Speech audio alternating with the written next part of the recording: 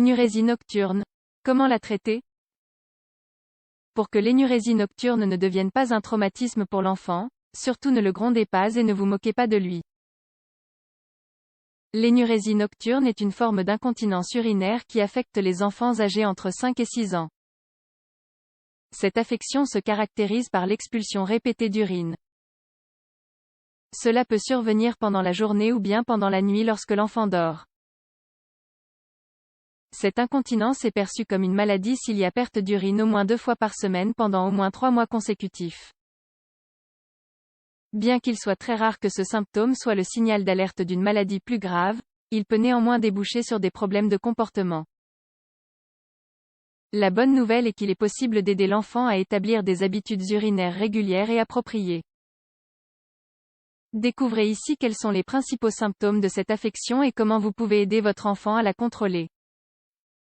Énurésie nocturne, les symptômes. Le principal symptôme de l'énurésie nocturne est la perte involontaire d'urine. Cela se produit généralement plusieurs fois pendant la nuit et moins fréquemment pendant la journée. Les enfants qui souffrent d'énurésie nocturne ont généralement plus de difficultés à se réveiller et souffrent de constipation.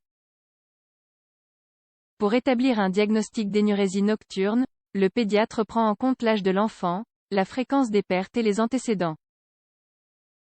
Il évalue également l'attitude des parents face au problème et prescrit une série d'analyses complémentaires pour écarter une éventuelle maladie.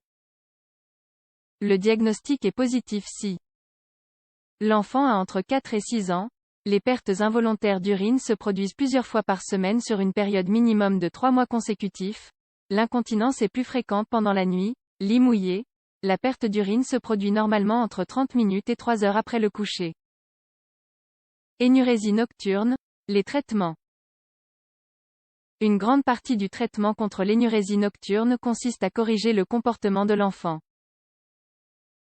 Ainsi, avant de prescrire tout médicament, le médecin est chargé d'expliquer la maladie et propose quelques recommandations pour la contrecarrer. Les propositions habituelles sont les suivantes. Informer l'enfant et sa famille sur le fonctionnement du système urinaire ainsi que sur les mécanismes basiques impliqués dans l'énurésie, expliquer à l'enfant et aux parents que ce n'est pas de sa faute, que cela est indépendant de sa volonté, insister sur le fait que les proches de l'enfant ne doivent pas le gronder ni l'embarrasser, mais au contraire le soutenir afin de vite résoudre le problème, solliciter une contribution positive de la part de la famille pendant le traitement mais non active, ne pas réveiller l'enfant pendant la nuit pour qu'il aille aux toilettes, expliquer à l'enfant qu'il ne doit pas trop boire après 19 heures, fournir un cahier à l'enfant pour qu'il puisse noter ses progrès, aider l'enfant à établir des habitudes de miction régulières qui facilitent le contrôle de la vessie, encourager l'hygiène et le changement de vêtements, ne pas recommander l'utilisation de couches, à l'exception de certains cas particuliers. Le traitement pharmaceutique.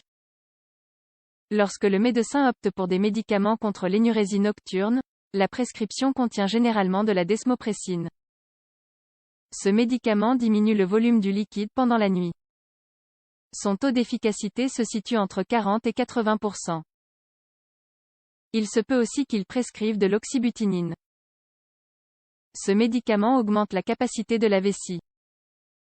En dernier recours, il peut prescrire de l'imipramine, un médicament qui possède une action antidiurétique. À cause de ses effets secondaires, cette option est seulement réservée aux cas ponctuels. L'énurésie nocturne est un trouble bénin qui finit par disparaître au fur et à mesure que l'enfant grandit. Néanmoins, étant donné que pour certains parents il s'agit d'une situation difficile à gérer, nous vous donnons ici quelques conseils supplémentaires. Ne donnez pas de liquide à votre enfant avant qu'il aille au lit. Aidez votre enfant à développer une meilleure estime de lui-même afin que ce problème ne l'affecte pas psychologiquement. Expliquez à votre enfant qu'il doit aller aux toilettes avant d'aller au lit. Vérifiez que votre enfant va plusieurs fois aux toilettes au cours de la journée.